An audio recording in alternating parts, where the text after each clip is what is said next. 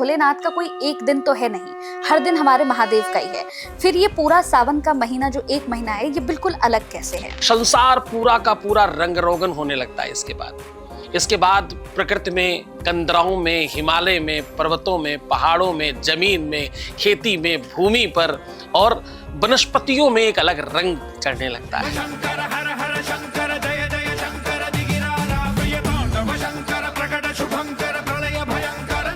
एक सनातनी के लिए कावड़ के क्या नियम होने चाहिए? जब कोई सनातनी कावड़ लेके निकलता है तो किन नियमों का उसे पालन करना चाहिए? बोले हिंसा, असत्य, मद मोह लोभ और काम क्रोध का त्याग करें। रास्ते में जो कांवड़ लेकर जाते हैं, अगर कोई गाड़ी उनको थोड़ी सी भी टच हो जा रही है तो आप भी देख रहे होंगे कि वो पूरी गाड़ी तोड़ देते हैं। ढाबा तोड़ दिया, किसी की बस तोड़ दी, किसी की गाड़ी पूरी तोड़ दी। क्या ये धर्म है? बहुत बड़ा संकट है इस देश का। उस संकट का नाम क्या है मालूम? उस संकट का नाम है कि लोग आंख से नहीं, कान से देखते हैं। क्या कावड़ यात्रा महिलाएं भी कर सकती हैं? महिलाओं को ये सब काम इसलिए नहीं करने क्योंकि सामाजिक उनकी कुछ गरिमा है। भीड़ में आप जा रहे हो, आपके किस अंग प्रत्यंग में किसका हाथ लगेगा नहीं पता। आप जब पैदा कर सकती हो उन लोगों को जो लोग दुनिया के सब काम कर सकते, तो आपको करना क्यों है? नमस्कार दोस्तों, बहुत बहुत स्वागत है आप सभी का इस पॉडकास्ट में। मैं आप सभी के साथ हूं कंचन। आज का पॉडकास्ट भी बहुत ही अलग होने जा रहा है, बहुत ही खास होने जा रहा है। दरअसल सावन का महीना चल रहा है, श्रावण मास चल रहा है। ये पूरा महीना श्रद्धा का महीना है। कहते हैं हमारे भोले बाबा इतने मासूम हैं, इतने ज़्यादा सीधे हैं कि हमारे भोले बाबा किसी भी चीज़ से बड़े प्रसन्न हो जाते हैं। बस आपके अंदर जो भाव है, जो श्रद्धा है, वो पवित्र होनी चाहिए। आज हम श्रावण मास पर ही बात करने वाले हैं कि आखिर हमारे शिव को, हमारे महादेव को क्या कुछ पसंद है और इस श्रावण मास के अंदर ऐसे कौन से ग्रह हैं जो जाग जाते हैं और ऐसे कौन से ग्रह हैं जो शांत हो जाते हैं। ये पूरा महीना हमसे क्या कुछ कहता है। बात धर्म पर भी होगी और बात धर्म को लेकर आज हम आगे भी बढ़ाएंगे। बहुत से ऐसे सवाल होंगे जिन सवालों का उत्तर हमारे खास आज मेहमान देने वाले हैं इस पॉडकास्ट में। तो चलिए फिर इसे शुरू करते हैं। बहुत इंटरेस्टिंग, बहुत ही अच्छा होने वाला है आज का पॉडकास्ट, अंत तक जरूर देखिएगा। शुरू कर रही हूँ। हमारे साथ हमारे खास जो मेहमान हैं, बहुत ही खास हैं। आपके यहाँ पर मैं उनकी मुलाकात आपसे कराने जा रही हूँ। हमारे साथ अनंत श्री विभूषित श्रीमद जगत गुरु रामानंदाचार्य स्वामी सतीशा आचार्य जी महाराज, जो कि प्रेमेश्वर पीठ महर्षि आश्रम के पीठाधीश्वर भी हैं। बहुत बहुत स्वागत है महाराज श्री आपका। बहुत आभार। इस धर्म यात्रा में आपने हमें अवसर दिया कि मैं कुछ और लोगों को धर्म से संबंधित कुछ बता सकूं, कुछ कह सकूं। धर्म प्रचार की इस यात्रा मुझे अपने मंच को साझा करने का अवसर दिया, इसके लिए आपको बहुत आभार, धन्यवाद। बिल्कुल। और धर्म को लेकर मैं आज बहुत सारे आपसे प्रश्न पूछने जा रही हूँ महाराज श्री यहाँ पर, क्योंकि बहुत से लोग धर्म को लेकर अलग अलग तरह की आजकल प्रतिक्रियाएं दे रहे हैं और बहुत कुछ हम देख भी रहे हैं। लेकिन सबसे पहले शुरुआत मैं सावन से ही करूंगी कि सावन का जो महीना है, ये पूरा महीना महाराज श्री ये इतना ज्यादा मतलब पवित्र क्यों माना जाता है? कहते हैं कि भोलेनाथ का कोई एक दिन तो है नहीं, हर दिन हमारे महादेव का ही है। फिर ये पूरा सावन का महीना जो एक महीना है, ये बिल्कुल अलग कैसे है? देखिए, इसको आप और थोड़ा महत्वपूर्ण तरीके से समझिए। श्रावण का महीना प्राकृतिक तौर पर, प्राकृतिक रूप से ये गुरु मंत्र है। ये गुरु शिष्य की परंपरा का आधार मंत्र है। गुरु शिष्य इसलिए क्योंकि गुरु शिष्य को कुछ बनाना चाहता है, कुछ देना चाहता है, सर्वश्रेष्ठ कर देना चाहता है, संपन्न कर देना चाहता है, वैभवशाली कर देना चाहता है, दुनिया का सबसे बेहतर इंसान बना देना चाहता है। धन से, वैभव से, संपदा से, ऐश्वर्य से, कीर्ति से, सब तरह से संपन्न कर देना चाहता है। तो श्रावण की शुरुआत होती है गुरु पूर्णिमा के पर्व से, वहां से प्रारंभ होता है। अब आप इसको प्राकृतिक तौर पर देखिए, संसार पूरा का पूरा रंग रोगन होने लगता है इसके बाद प्रकृति में, कंदराओं में, हिमालय में, पर्वतों में, पहाड़ों में, जमीन में, खेती में, भूमि पर और वनस्पतियों में एक अलग रंग चढ़ने लगता है, एक अलग संपन्नता आने लगती है। आप कभी सामान्य आपके जो गमले में पुष्प लगे हों, पेड़ वेड़ लगे हों, उनमें आप घर में पानी डालिए, खूब नहला दीजिए उसको और देखिएगा उसका क्या रंग है। और फिर बरसात के पानी से एक बार नहाने दीजिए, 4 बूंदे पड़ जाने दीजिए, फिर उसका रंग देखिएगा। ऐसा लगेगा आप कुछ भी प्रयास कर ले पानी डालकर उस पत्ते में, उस पंखुड़ी में, उस वृक्ष में, वो आनंद आपको नहीं दिखेगा। जैसे ही बरसात का मौसम आता है, जैसे उसके ऊपर जल गिरता है ऊपर का, जब बादल बरसते हैं तो अभिषेक होता है मानो।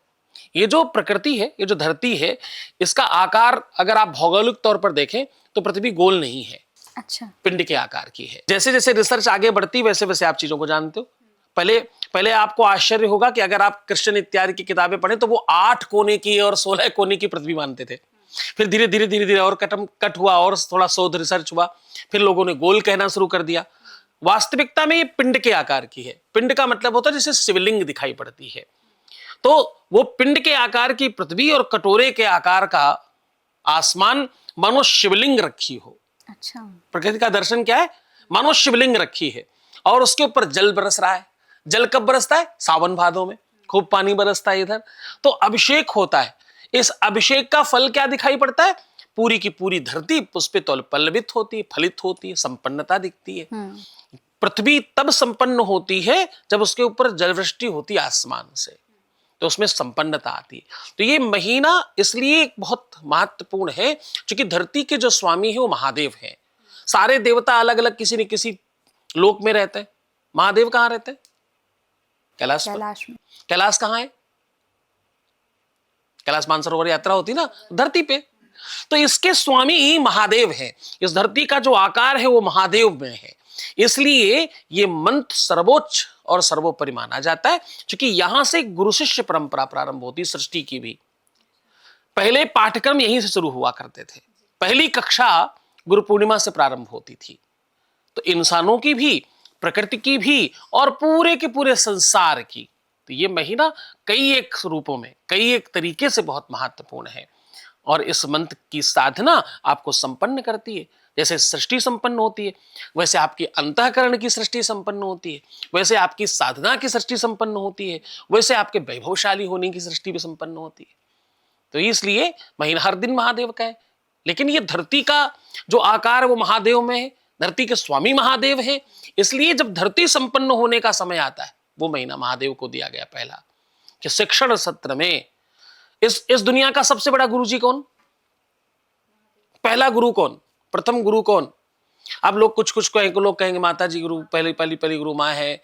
लेकिन अगर आप गुरु पूर्णिमा को संधि विच्छेद करके देखें तो क्या होता है? गुरु पूर्णिमा बोलिए। गुरु तो पूर्णिमा। गुरु पूर्ण माँ। माँ। अब परमात्मा बोलिए।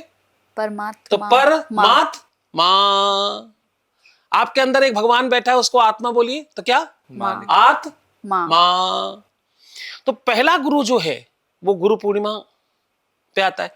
देश का, दुनिया का पहला गुरु कौन है? शंकराचार्य। जगत गुरु शंकराचार्य, ये दुनिया का सबसे बड़ा पद है। तो शंकराचार्य कौन है? जो शंकराचार्य महादेव, वो दिवस ही उनका है। गुरु पूर्णिमा दिवस किसका है? शंकराचार्य, जगत गुरु, जो पूरे विश्व का गुरु है, जो संसार का गुरु है, महादेव। तो उस दिन से उनका दिन शुरू हो जाता है, इसलिए श्रावण उनके लिए पूर्णतः। और यहीं से, क्योंकि श्रावण के कुछ दिवस पूर्व ही देव सो जाते, देवशयनी हो जाती, तो पूरा का पूरा संसार महादेव के अधीनस्थ हो जाता है कि अब भैया तुम संभालो, विष्णु जी तो सोने चले गए, अब आपकी बारी है। तो कई एक मायने में शास्त्रोक्त, व्यवहारिक तौर पर, आध्यात्मिक तौर पर, वैज्ञानिक तौर पर ये मंत्र महादेव का है और उन्हीं को ये पूरी तरह से समर्पित है। माश्री, ये महीना महादेव का है जैसा भी आपने समझाया, लेकिन एक चीज समझना चाहेंगे, इस महीने का नाम सावन क्यों पड़ा? इसके पीछे क्या पौराणिक कथा है, ये आपसे सुनना चाहेंगे। देखिए, श्रावण जो मंत्र है, ये जो नाम है, नाम का मतलब होता है कि जहां पर संपन्नता आवे, श्रावक हो जाए।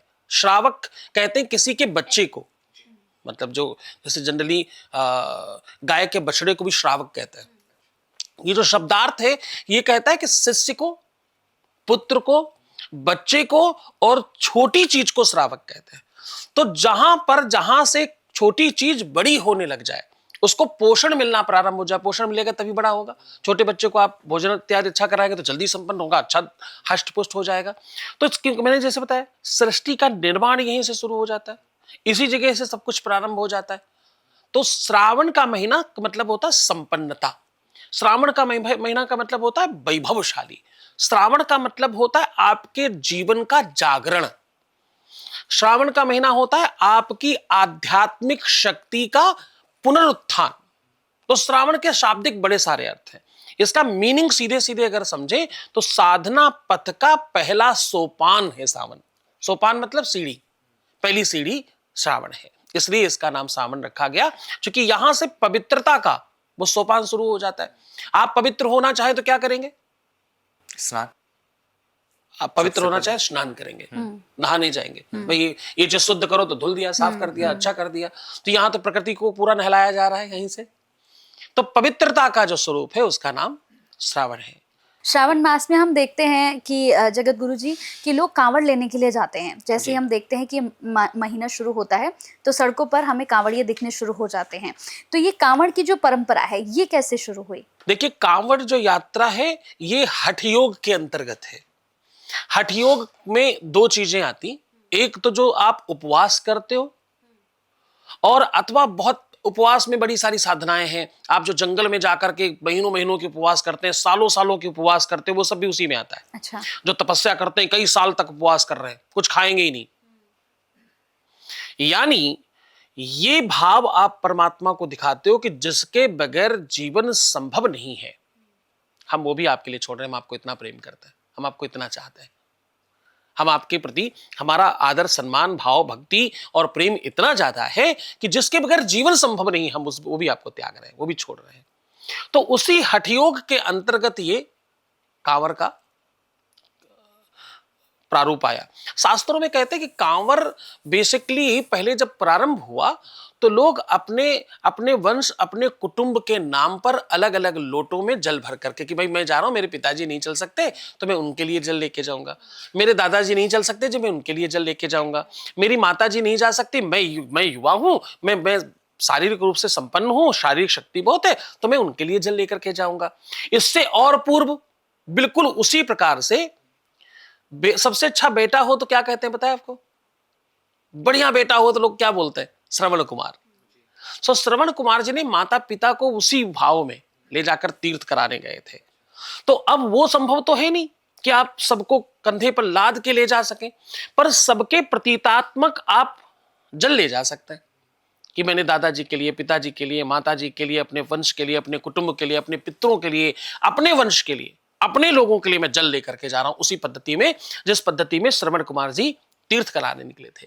तो तीर्थ कोई भगवान शंकर का तीर्थ हो, चार धाम हो, आप क्योंकि ये जो परंपरा चली वो महादेव में है। पृथ्वी वाली बात जो मैंने कहा, पृथ्वी के स्वामी महादेव है, तो इसलिए उस जल को महादेव के लिए लेकर के जाते हैं और महादेव को समर्पित करते हैं। उसमें ऐसी मान्यता है कि आपके मनोरथ तो सिद्ध हो ही जाते हैं, आपके मनोरथ के साथ साथ एक और महत्वपूर्ण चीज ठीक हो जाती है। आपके कुल परंपरा में लगा हुआ दोष समाप्त हो जाता है, आपके पूरे के पूरे वंश कुटुंब को उस तीर्थ में जाने का लाभ प्राप्त हो जाता है घर बैठे बैठे।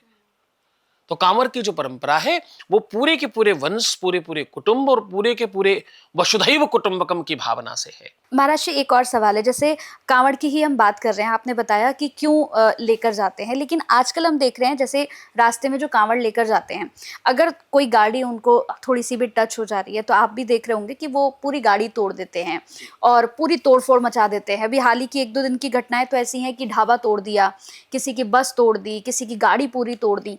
तो क्या ये भक्ति है, क्या ये धर्म है महाराज जी कि आप जो है मतलब किसी की गाड़ी तोड़ दो, किसी की रोजी चल रही है आप उसे तोड़ दो, क्या ये धर्म है?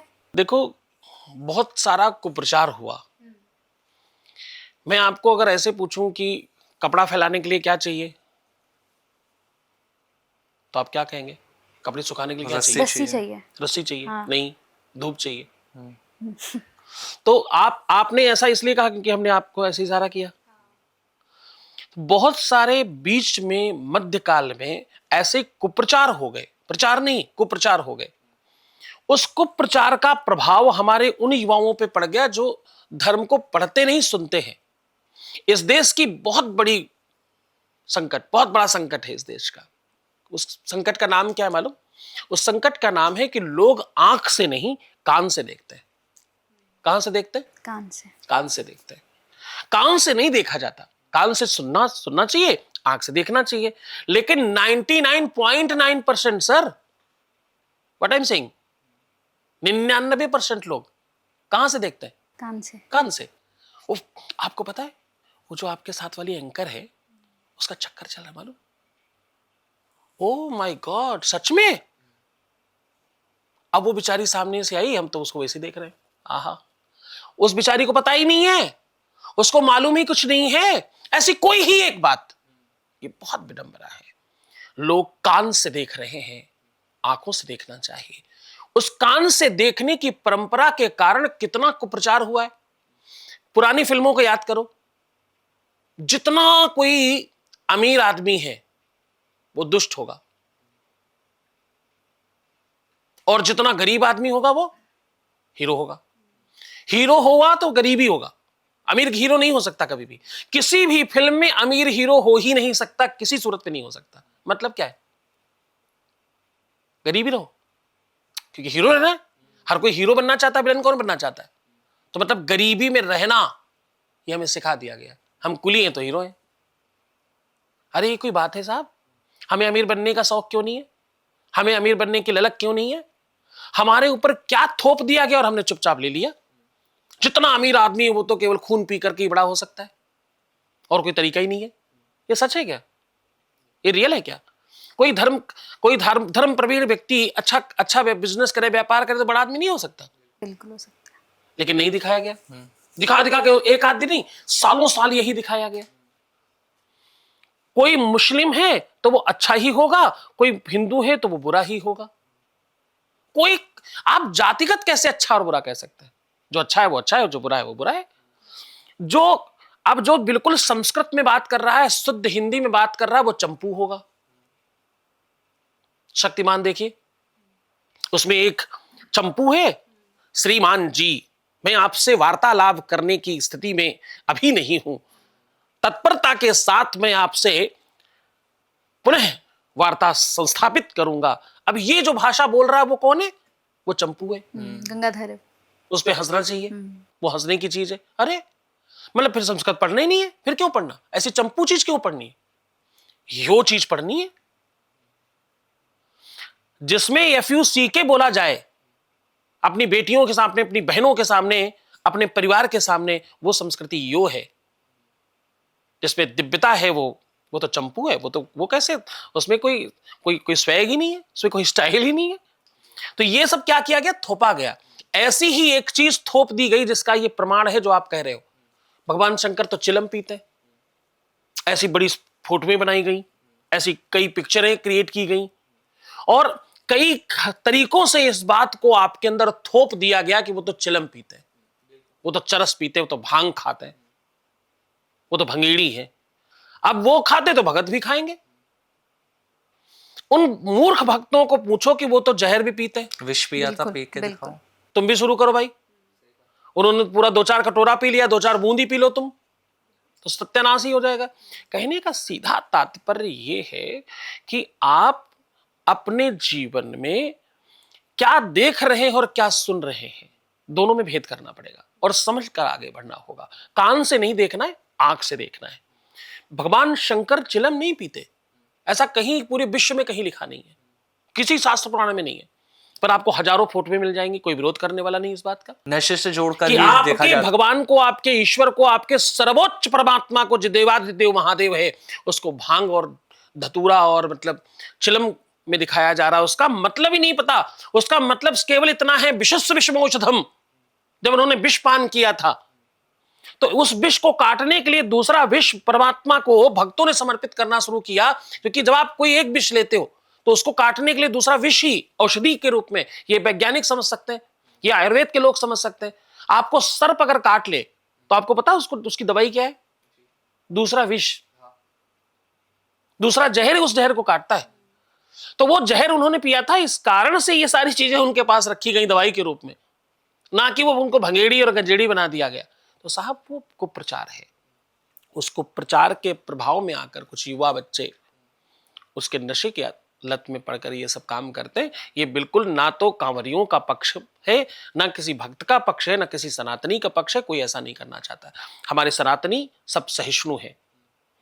हमारे यहाँ तो वो भाव है, हमारा काम फूल चढ़ा के होता है, हमारा जल चढ़ा के काम होता है, आरती दिखा करके, गले लगा करके, नमस्ते करके, प्रणाम करके काम चलता है। हम लड्डू खिलाने वाले लोग हैं, मीठा खिलाने वाले हैं, हर हर छोटी छोटी बात पर मुंह मीठा कराने वाले लोग हैं। तो हमारे यहाँ तो इसी से काम चलता है। हम सब लड़ाई झगड़ा दंगा फसाद वाले तो लोग ही नहीं है। ये तो कुप्रचार ने हमारे ऊपर ये थोप दिया, ये डाल दिया कि तुम ऐसे बन जाओ। ये हमारा स्वरूप नहीं है और ये बिल्कुल गलत है। कोई भी कांवरिया अगर ऐसा कर रहा है तो उसकी साधना समाप्त हो जाती है। कोई कांवरिया ऐसा नहीं करेगा। जो जानकार कांवरिये हैं वो ऐसा नहीं करेंगे, क्योंकि कांवरिया स्वयं भगवान शिव हो जाता है उस समय पर। वो उस समय इंसान नहीं रहता, वो महादेव है। तो उसको उस समय कोई नशा करना, एक तरफ आप व्रत कर रहे हो, एक तरफ आप उपवास कर रहे हो, एक तरफ आप जल नहीं तीर्थ का जल लेकर के जा रहे हो, तो आप तो उस समय भगीरथ हो गए। आप लेके जा रहे हैं, गंगा को कोई लेकर के आया था, आज वो अवसर आपको मिल रहा है, आप जहर खाते घूमेंगे, आप झगड़े करते घूमेंगे। इससे आपकी साधना नष्ट होती है। ये बहुत अच्छा नहीं है, ये बिल्कुल ठीक नहीं है, ये धर्म विरुद्ध है, ऐसा नहीं करना चाहिए। महर्षि, एक सनातनी के लिए कावड़ के क्या नियम होने चाहिए? जब कोई सनातनी कावड़ लेके निकलता है तो किन नियमों का उसे पालन करना चाहिए? देखिए, कांवरियों के लिए 7 चीजों का पहले परित्याग लिखा गया है। कांवरिया स्वयं भगवान हो जाता है, कांवरिया स्वयं ईश्वर हो जाता है। नियम तो ये तक है कि कांवरिया जब निकले तो उसके पूरे घर परिवार वालों को उसके प्रणाम करना चाहिए, उसके पैर धुलने चाहिए। जगह जगह वो अवसर मिले, उन कांवरियों के पैर धोए जाएं, ये प्रमाण है। और ऐसा करने पर क्या मिलेगा? ऐसा करने पर सारे तीर्थों का फल उस इंसान को मिलेगा जो कांवरियों का पैर धोएगा। अच्छा, लेकिन कौन से कांवरिये का? कांवरिया कौन होना चाहिए? ये तो एक तरफ की बात हो गई कि कांवरियों को भगवान मानो, कांवरिये का स्वागत भगवान की तरह करो, कांवरियों को विश्व के सर्वश्रेष्ठ व्यंजन खिलाओ, बढ़िया जगह जगह भंडारे लगाओ। कांवरिये का स्वागत सर्वश्रेष्ठ स्थिति में होना चाहिए। आपने पिछली बार देखा कि माननीय मुख्यमंत्री जी ने ऊपर से पुष्पों की वर्षा करी, भगवान मान करके उनको ईश्वर तुल्य स्वागत किया गया। ऐसा तो भगवान का स्वागत होता है। अब कांवरिये के नियम क्या है? कांवरिये का नियम यह है कि बोले हिंसा, असत्य, मद मोह लोभ और काम क्रोध का त्याग करें। क्या? हिंसा, असत्य, मद, मोह, लोभ, काम और क्रोध, ये 7 चीजें त्याग दें। अच्छा, उस समय नहीं करना, उस काल में नहीं करना, क्योंकि तुम उस समय अलग पदवी पर हो, अलग पीठ पर हो। जब मुझे जगत गुरु बनाया गया तो बोले रामानंद स्वयं रामो प्रादुर्भूतो महीतरे, तुम स्वयं राम हो गए हो, तुम स्वयं भगवान हो गए हो। अब इस मत के सारे साधु मुझे भगवान की तरह मानते हैं, ईश्वर की तरह मानते हैं। मुझे सिंहासन पर बिठाते हैं, मेरा दंड, मेरा छत्र, मेरा चमर साथ में मेरे चलता है। अब ये तो शूटिंग है, क्योंकि यहाँ पे अव्यवस्था है तो यहाँ कर नहीं सकते। लेकिन ये सब के बाद अब मेरी भी तो जिम्मेदारी है, अब मेरी भी तो, मुझे सब कुछ प्राप्त हो गया। अब मेरा धर्म क्या है? मेरा धर्म है इस पद की गरिमा बनाए रखना। मेरा काम है इस पद की गरिमा का पालन करना। अगर जगत गुरु समूचे विश्व के सब गुरुओं का भी गुरु हो गया, आज मैं कहीं जाता हूं तो बड़े बड़े गुरु भी, चाहे वो किसी भी मठ का पुजारी हो, चाहे महंत हो, उसे लेटकर प्रणाम करने की पद्धति है। लोग आसन छोड़ते हैं, क्यों? क्योंकि ये विश्व का सबसे बड़ा पद है, इसके बाद कोई पद ही नहीं है जी। तो ऐसे ही कांवरिये का पद सबसे बड़ा है। उस समय तो वो भगवान हो जाता है, ईश्वर हो जाता है। उस जाति, वो परंपरा, वो संप्रदाय, वो समुदाय कोई मतलब नहीं रखता। जैसे नवरात्रियों में छोटी सी बिटिया को लोग माता मानकर उसके चरण धोती, वैसे ही कांवरियों को भगवान शिव माना जाता है। इस समय ईश्वर तुल्य माना जाता है। ईश्वर गलत नहीं कर सकता, ईश्वर संहार नहीं कर सकता। ईश्वर को ये 7 चीजें, ना वो हिंसा करेगा, ना वो असत्य बोलेगा कि मेरे पास पैसे नहीं, पैसे दे दीजिए, मेरी मदद कर दीजिए, ये कांवरिया नहीं करेगा। तो हिंसा, असत्य, मद में नहीं आएगा। अरे मैं तो कांवरिया हूं, मैं भगवान हूं, मेरा तो बाप कुछ नहीं है मेरे सामने, गाड़ी कैसे आ गई? नहीं, मद नहीं होता, प्रेम होता है उसमें। तो संसार के प्रति मोह होता है, संसार के प्रति प्रेम होता है, मेरी सब कुछ है, ये सब मेरे हैं अपने। हाँ, तो ना हिंसा है, ना असत्य है, ना मद है, ना मोह है, और ना लोभ है किसी चीज का कि मुझे क्या प्राप्त होगा। मुझे तो भगवान की भक्ति और भगवान का दर्शन प्राप्त करना है, बस इतना ही मोह है। और न काम होगा, काम मतलब न वासना होगी। हिंसा, असत्य, मद, मोह, लोभ, काम, और अंतिम में क्रोध तो बिल्कुल नहीं होगा। असली कांवरिये में क्रोध होना ही नहीं चाहिए और ना ही होगा। अगर तुम निष्ठा से कांवर उठा रहे हो तो क्रोध आएगा ही नहीं, क्योंकि सारा का सारा क्रोध तो आप अपने चलने में लगा रहे हो। इतनी मेहनत, इतना परिश्रम करोगे कैसे अगर क्रोध होगा? तो ये आप कर ही तब पाएंगे जब आप सब समाप्त करेंगे। यहां तक कि आप कुछ लोग तो पैरों में चप्पल नहीं पहनते, बिल्कुल नंगे नंगे पैर पैर चलते नंगे हैं। पैर चलते हैं बेचारे। तो वो हजारों लाखों जो सच्चे कांवरिए हैं, उनको कुछ चंद कांवरियों की वजह से खराब क्यों करना, बर्बाद क्यों करना। तो कांवरियों की जिम्मेदारी है, कांवरियों के साथ चलने वालों की जिम्मेदारी है कि कांवरिये को भगवान मानकर चले, कांवरियों को भगवान बना करके चले, और उसमें कोई दोष ना आने दें। जो रास्ते में लोग मिले सबसे सप्रेम बात करें। कोई अब जगन्नाथ जी का रथ की यात्रा निकली, रास्ते में जो लोग मिले उनके रौंद दें, ऐसा संभव है क्या? नहीं, ये तरीका नहीं है। आज आपके प्रदेश का मुखिया स्वयं संत होकर के आपके ऊपर पुष्पों की वर्षा कर रहा है, ये आपका धर्म है, ये आपकी गरिमा है। आपको क्या प्राप्त हो रहा है ये समझो। तो भले ही पहली बार हुआ, ऐसा पहले कभी नहीं हुआ, ऐसा कोई सरकारें नहीं करती रही। तो हम सब गौरवशाली है कि हमें हमारे प्रदेश में ऐसा मुखिया मिला है, कि ऐसी व्यवस्था करके दे रहे हैं। वो आपकी उदंडता पर भी वो कुछ बोल नहीं रहे, पर हमें तो नहीं करनी ना। हमारा भी तो कोई दायित्व है, हमारा भी तो कोई धर्म है, तो हमें उस धर्म का पालन करना चाहिए। अगर धर्म की बात हो ही रही है, बड़ी अच्छी बात आपने कही कि हमें अपने धर्म का पालन करना चाहिए, लेकिन हमने देखा है कि हमारे धर्म का ही कुछ लोग बहुत बुरी तरह मजाक उड़ाते हैं। क्योंकि गुरुजी हमने देखा कि बहुत सारे ऐसे लोग हैं, अभी सोशल मीडिया का ज़माना है तो बहुत सारे रील्स आती रहती हैं। कुछ लोग हैं, कुछ महिलाएं हैं जो मंदिर में जाकर गाना शुरू कर देती हैं, रील्स बनाना शुरू कर देती हैं, जिसे लेकर बड़ा मजाक उड़ाया जाता है हमारे धर्म का कि क्या आपका धर्म ये कहता है कि आप शिवलिंग के पास जाकर आप वहाँ पर नाचिए, गाइए और वहाँ पर जाकर रील्स बनाइए। तो क्या आपको नहीं लगता कि हमारे धर्म का मजाक उड़ाया जा रहा है? मुझे लगता है कि धर्म को पहले समझना होगा, धर्म क्या है। धर्म केवल टीका चंदन पूजा पाठ यज्ञ अनुष्ठान या किसी को उपदेश करना धर्म नहीं है। धर्म आपके निष्ठा का नाम है। पति धर्म, पत्नी धर्म, वर्कर का धर्म, कार्यकर्ता का धर्म, राज धर्म, देश धर्म, प्रदेश धर्म, पुत्र का धर्म, जो जिस पद पर है उस व्यवस्था का धर्म का निर्वहन करना, उस व्यवस्था का काम करते रहना सही तरीके से धर्म है। धर्म क्या कहता है कि हम अपना काम निष्ठा से करें।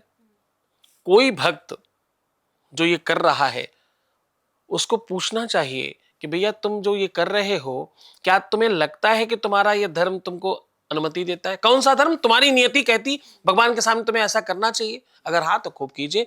और करने वाले से ज्यादा दोषी वो है जो उसको देख रहा है, क्योंकि प्रोत्साहन कौन दे रहा है? जिस रील पर व्यूज नहीं आएगा कल कौन बनाएगा? कोई बनाएगा। मेरे एक बड़े अच्छे मित्र हैं, कवि हैं, उन्होंने एक अच्छी कविता लिखी है, मुझे बड़ी पसंद आई। वो दिन भर रील बनाती है, पढ़ती नहीं पढ़ाती है, बेटी के ऊपर लिखा उन्होंने, और बड़ी अच्छी कविता है ये। अंतिम में वो पूरी की पूरी कविता का सारांश ये है कि एक गरीब बाप की बेटी, उस पिता ने किस्तों पे लेकर के बेटी को मोबाइल दिया ताकि वो पढ़ सके, तो वो पढ़ती नहीं पढ़ाती है, दिन भर रील बनाती है। वो रील बनाने लग गई, अंत में कोई पंचर वाला लड़का उसको पसंद आया उसी रील को बनाते हुए, और उस रील को देख करके बड़े बड़े बूढ़े लोग आनंद ले रहे हैं, जबकि उनकी पौत्री और उनकी नाती के एज की बिटिया है। चाहे तो वो उसको अनसब्सक्राइब कर सकते हैं, ब्लॉक कर सकते हैं, कमेंट कर सकते हैं, अथवा रोक सकते हैं उसको, लेकिन लोग ये भूल जाते हैं कि आज हम किसी दूसरे की बिटिया और पौत्री पुत्री को देख रहे हैं, कल लोग हमारे यहाँ भी देखेंगे। आपकी बेटी जितनी शरीफ दिख रही है वो होगी कि नहीं ये दूसरों से पूछो, तुमको थोड़ी पता है। जैसे दूसरों वालों को तुमको पता है, वैसे तुम्हारे वाले को दूसरे को पता है। तो कुछ भी सुधारने के लिए हमको भी सुधरना होगा। उस कविता का अंत का सारांश ये है कि वो बेटी गलत व्यक्ति से विवाह कर लेती है और अंत में जाकर नहर के किनारे एक बक्से में कटी पड़ी मिलती है। तो पिता अपनी बेटी के 100 के बाद भी कुछ और तो नहीं कर रहा, पर अभी भी उस मोबाइल की किस्त चुका रहा है। उसका सारांश मुझे बहुत पसंद आया कि आज हर घर में ये हो रहा है। रील का प्रभाव क्या है? बननी चाहिए कि नहीं बननी चाहिए? बिल्कुल बननी चाहिए। अगर कोई कंस्ट्रक्टिव काम कर रहे हो 100% होना चाहिए, पर इसका प्रभाव क्या है?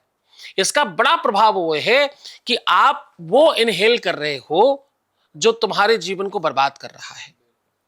पहला, आज ही आप सब अपने अपने मोबाइल में स्क्रीन टाइम चेक करना, तो आपको पता चलेगा जितनी देर तुम काम करते हो उससे कहीं ज्यादा टाइम तुम रील्स देखकर अपना टाइम बर्बाद कर रहे हो। तो बच्चों, तुम्हारे जीवन में जितना भी समय है उसको रील देखकर बर्बाद करोगे, अमीर कौन बनेगा? तुम तो गरीब ही रह जाओगे। तुम तो रील देख रहे हो, रील देखने के पैसे तो मिलते नहीं। सही बात। देखने जिसको तुम देख रहे हो उसको भले थोड़े पैसे मिल रहे हो, तुमको तो नहीं मिल रहे। तो तुम गरीब रह जाओगे अगर तुम रील देख रहे हो, क्योंकि कोई भी व्यक्ति आजकल 2-4 घंटे से कम रील नहीं देखता। कोई भी, कह रहा हूं 99.9% लोग कम से कम 2-4 घंटे देखते हैं, और देखने वाले तो 8-8, 10-10 घंटे, 12-12 घंटे भी रील देखते हैं।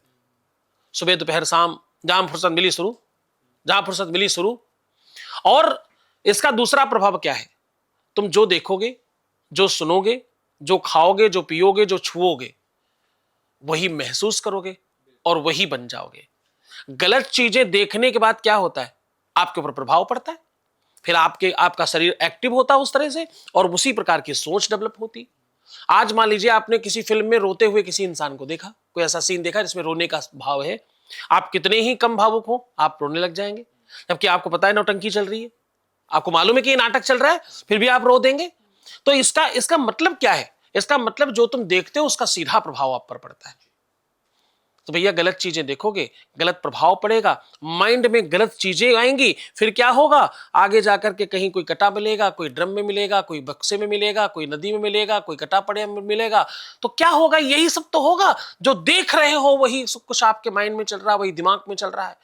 अगड़म बगड़म देखोगे, अगड़म बगड़म ही पाओगे। पुराने लोग रामायण देखते थे, महाभारत देखते थे, अच्छे सीरियल्स देखते थे, अच्छी बातें करते थे, दादा बाबा के साथ बैठते थे, कहानियां सुनते थे, परिवार में बैठकर भोजन करते थे। तो उनका मानस वैसा था, पुराना वाला स्वभाव। आपको चाहिए पुराना वाला प्रभाव कि यहां की लड़की कोई गलत ना करे। काम कर रहे हो वही जहां का प्रभाव गलत ही है। पाश्चात्य सभ्यता क्या है? पश्चिम में तो ये सब बहुत आम बात है ना। कोई लड़की अपने पति को मरवा दे, ये पश्चिम के लिए बहुत छोटी बात है। तो अगर आज आपके यहां वो हो रहा है, इसमें आश्चर्य क्यों करते हैं लोग? मुझे समझ नहीं आता। जो खाओगे, जो पियोगे, वही तो बनोगे। बोया पेड़ बबूल का आम कहां से होगा? आपने पेड़ लगा रखे हैं बबूल के, और आप चिल्लाते घूम रहे हो भैया आम नहीं हो रहे हमारे यहां। कहां से आम होंगे? आपने पेड़ ही बबूल का लगाया है, बबूल होगा? भाई साहब, बिल्कुल गलत है ये। जो रील लोग भगवान के पास जाकर के अगड़म बगड़म रील बनाते हैं, उनको बोलो भगवान पूजा करने की जगह पूजा करिए। वहां जाकर आपका जीवन जहां से सुधर सकता है, जहां से आपके जीवन में कोई नवीनता आ सकती है, आपके भाग्य कपाट के जहां दरवाजे खुल सकते हैं। एक श्लोक से खत्म कर रहा हूं अपनी बात, कि लोग जो भगवान को भी नहीं छोड़ते रील बनाने में, उनके लिए ये बात कह रहा हूं। अन्न क्षेत्रे कृतम पापम, वेद कह रहा है, काटना नहीं जा सकता इसको। दुनिया की कोई ताकत काट नहीं सकते, और इसका कुप्रभाव है। कितने लोग जाकर के आप केदारनाथ में, आपको मालूम कितने सारे हेलीकॉप्टर गिर रहे हैं? ये सब उसी सब चीजों का प्रभाव है। उसी का श्लोकबद्ध बात कर रहा हूं। अन्न क्षेत्रे कृतम पापम पुण्य क्षेत्रे विनश्यति, लेकिन पुण्य क्षेत्रे कृतम पापम वज्रलेपो भविष्यति। जो आप सामान्य जगह पाप करते हो, वो जो आप मंदिर, तीर्थ अथवा किसी साधना पथ पर जाते हो, तो वो समाप्त हो जाते हैं। किसी तीर्थ पर जाओ, किसी उपासना पद्धति के स्थान पर जाओ, किसी मंदिर में जाओ, किसी मठ में जाओ, किसी जलाशय के पास जाओ, किसी धाम में जाओ, तो अन्न क्षेत्र में, यानी जहां रोज रह रहे हो, अन्न क्षेत्र मतलब जहां तुम खाते पीते, उठते बैठते, सोते जागते हो, वो अन्न क्षेत्र है।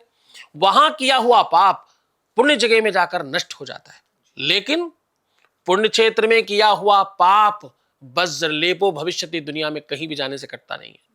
तो कम से कम वहां मत करना, क्योंकि वहां जाने से सब समाप्त हो जाएगा और बहुत नुकसान होगा। मास्टर, इसी से जुड़ी एक चीज और आपसे अब मैं पूछना चाह रहा हूँ। जब हम कांवड़ का समय अब देखते हैं, सावन महीना चल रहा है, बहुत सारे शिव भक्त हमें दिखते हैं जाते हुए।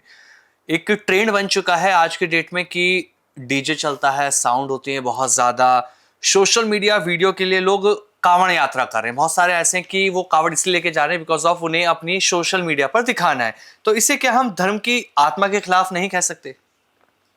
देखो, इस बात के लिए तो मैं आपको कहूंगा कि समय और काल के आधार पर थोड़े परिवर्तन होने चाहिए। दरअसल साधना क्या है? नीरस काम है।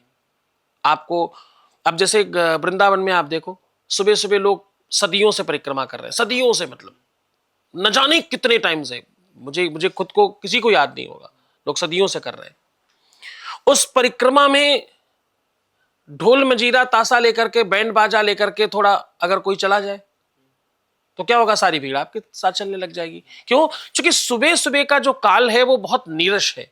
उस समय कोई कोई आवाज नहीं, कोई कौतूहल नहीं है, कुछ नहीं, और आप माला लेकर के चुपचाप चले जा रहे हैं, राधे राधे राधे राधे राधे राधे, कृष्णा कृष्णा कृष्णा कृष्णा, जय श्री कृष्णा जय श्री कृष्णा जय श्री कृष्णा जय श्री कृष्णा, ओम नमो भगवते वासुदेवाय, आप लगे अपने अपने मंत्र में और चले जा रहे हैं चले जा रहे हैं चले जा रहे हैं। कोई कोई शोरगुल नहीं है, कुछ नहीं, नीरस है, उसमें कोई रस नहीं है। आत्मिक रस है, भक्ति रस है, अध्यात्म रस है, पर वैसा कोई कर्णप्रिय रस नहीं है। अब उसमें समटाइम कुछ लोग परिक्रमा करने आते हैं, गोवर्धन की परिक्रमा आते हैं, उसमें हो हल्ला करते हैं, खूब शोर मचाते हैं, खूब डीजे बजा कर जाते हैं। वैसे कांवर में भी कुछ लोग ढोर मजीरा ताशा लेकर के, डीजे लेकर के, कुल भजन गा करके तब जाते हैं। संगीत क्या है कि थोड़ा आपके शरीर में रोमांच डालता है, आपके रक्त में संचार बढ़ा देता है, थोड़ा उत्साह बढ़ जाता है, उसमें कोई बहुत आपत्तिजनक बात नहीं है। ये करने में कुछ नहीं, आपत्ति नहीं है। कोई अनकंस्ट्रक्टिव काम करना, अतिक्रमण करना, चाहे वो वाणी से अतिक्रमण किया जाए, चाहे शारीरिक रूप से अतिक्रमण किया जाए, वो गलत है। शोर मचाओ, भगवान के नाम बोलो, भजन गाने में कहीं साउंड बजने में, संगीत बजने में कर्णप्रिय लगता है, तो वो नीरस काम भी थोड़ा रसवान हो जाता है। तो यद्यपि ये शास्त्रोक्त नहीं है, लेकिन फिर भी क्षम्य है, किया जा सकता, बुराई नहीं है उसमें। उसमें कोई आप ऐसा पाप नहीं कर रहे हो कि भाई कोई गलत काम आपने कर दिया। आप काम तो वही कर रहे हो, दवाई वही है, बस आपने शहद में डालकर खा ली है, बस इतना सा हुआ, तो वो बुरी बात नहीं, वो तो कर सकते हैं। लेकिन बहुत से लोग ये कहते हैं कि जैसे अभी आमिर ने कहा कि कांवड़िए जो है वो डीजे लेकर जाते हैं, बहुत शोरगुल करते हैं और बहुत डीजे पर धुन बजाते हुए कांवड़ लेने के लिए जाते हैं। लेकिन बहुत से लोगों का कहना है, जैसे ही हमारा ये कांवड़ का समय शुरू होता है तो लोग कहते हैं कि ये जो छूट होती है ये सिर्फ सनातन धर्म में ही है। अगर किसी और धर्म की अगर मैं बात करूँ, अगर उसमें हम कुछ भी करते हैं, हमारा कोई त्यौहार आता है, हम अगर सड़क पर बैठकर नमाज भी पढ़ना चाहते हैं तो इसकी भी हमें छूट नहीं है। लेकिन सनातन धर्म में इतनी छूट है कि आप डीजे बजाकर सड़क पे आराम से नाचते गाते कांवड़ लेने जा सकते हो। तो ऐसा क्यों, ये भेदभाव क्यों? नहीं, इसमें भेदभाव नहीं है। विश्व का कोई भी धर्म अपने अपने अपने पर्वों का उत्साह मनाता ही है। उत्साह मनाने में किसी भी प्रकार की कोई रोक टोक न कभी थी और न शायद कभी हो पाएगी, क्योंकि ये संसार का नियम है ना। पूरी की पूरी जो जनता है उन्हीं के आधार पर नियम बनते हैं। तो जो लोग हैं रहने वाले संसार में, उनके आधार पर नियम बनाए जाते हैं। आप मुस्लिम धर्म में देखिए, मुहर्रम में वो जब ताजिए निकलते हैं तो उनके भी खूब साउंड बजता है, खूब हो हल्ला होता है, हाय हुसैन हम न थे, खूब चिल्ला कर जा रहे होते हैं। आमिर साहब बताएंगे, ऐसा होता है। आप बकरीद में खूब उत्साह मनाया जाता है, ईद में खूब आनंद मनाए जाते हैं, कव्वालियाँ होती, खूब लोग उत्साह मनाते हैं। आप क्रिश्चियन धर्म में देखिए, वो लोग वो एक अलग तरीके के उनका साजबाज होता है, उसको बजा करके यात्राएं निकालते हैं जीसस मैरी और उसके लिए। आप सिखों में देख लीजिए, गुरु ग्रंथ साहब की जब यात्रा निकलती तो खूब कीर्तन नृतन करते हुए लोग जाते हैं, उनके हाथ नगर कीर्तन और ये सब बड़ा बंधा हुआ है। विश्व का कोई भी ऐसा धर्म, विश्व का कह रहा हूं, इंडिया का नहीं, विश्व का कोई भी ऐसा धर्म नहीं जिसमें उत्साह मनाना नहीं बताया गया हो। उत्साह मनाते ही हैं सारे, अतिक्रमण सब में मनाए। अब वो मुहर्रम में तुम तलवारें लेकर के निकलो तो मना करना पड़ेगा ना, किसी को लग गई, किसी को कुछ हो गया, आप अतिक्रमण क्यों करना भाई? तलवार लेकर निकलना, भाले कलशी लेकर निकलना, पूरे सड़कें जाम कर देना, लोगों को मारना काटना गलत है ना। मेरे कांवरियों के लिए जैसे मैंने कहा कि वो अतिक्रमण कर रहे हैं तो गलत है, वैसे उनके लिए भी गलत है। तो दुनिया में कोई भी अतिक्रमण कर रहा वो क्षम्य नहीं है, वो सरकारें भी नहीं क्षम्य करेंगे, ना कोई संसार का संत, ना जगत गुरु, न शंकराचार्य और ना ही कोई सरकार इसके लिए कैसे आपको अलाउ करेगी। आप अतिक्रमण ना करें, अपना धर्म सहिष्णुता से, दिव्यता से, जो आपके नियम है वो सब मनाइए। सड़क पर नमाज पढ़ना मना नहीं है, अतिक्रमण मना है। सड़क पर ही क्यों पढ़ना, जब आपके पास व्यवस्था है, अरेंजमेंट है, तो वैसे कर सकते ना। सड़क पर थोड़ी मना हमें नमाज पढ़ने के लिए। नमाज तो कहीं भी पढ़ी जा सकती है। नमाज का मतलब क्या है? वो जो परमात्मा का जहां पर भी इबादत की जा सके, तो वो आप कहीं खेत में कर सकते हो, कोई जगह की मांग करके कर सकते हो, किसी पार्क इत्यादि में जाकर कर सकते हो, जहां आपका बाहुल्य क्षेत्र है वहां एक जगह बैठकर कर सकते हो। सड़क पर क्यों करना है? अब कांवर की मजबूरी है कहीं एक जगह जाना, एक स्थान से एक स्थान पर जाना है, तो उसके लिए कोई रूट बनाना पड़ेगा, जो रूट बना उसी में जाना पड़ेगा। तो कहीं ना कहीं नियम और कानून किसी भी मजहब, पद्धति और धर्म को लेकर के नहीं, आवश्यकता, व्यवस्था और सिस्टम और नियम को लेकर बनाया जाता है। उसके आधार पर होगा तो सबके लिए क्षम्य है। महाशय एक चीज और जानना चाहते हैं, क्या कांवड़ यात्रा महिलाएं भी कर सकती हैं? अच्छा प्रश्न है। देखो, महिलाएं ऐसा दुनिया का कोई काम नहीं जो नहीं कर सकती। जी। मुझे कभी किसी एंकर ने ही पूछा कि महाराज श्री शंकराचार्य क्यों नहीं बन सकती कोई महिला। पिछली बार कुंभ में भी बड़ी बात उठी, वो क्या सखी करके थी, उन कोई किन्नर संप्रदाय से, हिमानी सखी या कोई क्या नाम था, उनको शंकराचार्य बनाने के लिए बड़ी कवायतें आई। तो किसी ने मुझे पूछा कि महिलाएं शंकराचार्य क्यों नहीं बन सकती। तो मैंने उनको पूछा कि शंकराचार्य आपको बनना क्यों है। तो उन्होंने कहा कि क्यों, कोई पुरुष बन सकता तो स्त्री क्यों नहीं बन सकती, स्त्री में क्या कमी है। तो मैंने कहा हर चीज बनने के लिए कमी ही नहीं देखी जाती, कमी या अच्छाई का संदर्भ नहीं है। जी। कोई भी स्त्री किसी की का पति नहीं बन सकती, उसको पत्नी बनना है, तो भेद है। और दूसरा सबसे बड़ी बात, जब आप शंकराचार्य को पैदा कर सकती हो तो आपको शंकराचार्य बनने की आवश्यकता क्या है? बिल्कुल बिल्कुल। परमात्मा ने ऑलरेडी आपको इतना दुनिया का बड़ा पद दे रखा है, तो आपको वैसे काम क्यों करने, हल्के फुल्के सामान्य कामों में क्यों आपको जाना है? अब प्रधानमंत्री ही प्रदेश का मुख्यमंत्री क्यों नहीं बन सकता? अरे प्रधानमंत्री बन गया तो मुख्यमंत्री उतर के क्यों बनने आएगा? वो कोई डीएम किसी थाने का इंचार्ज क्यों नहीं हो सकता?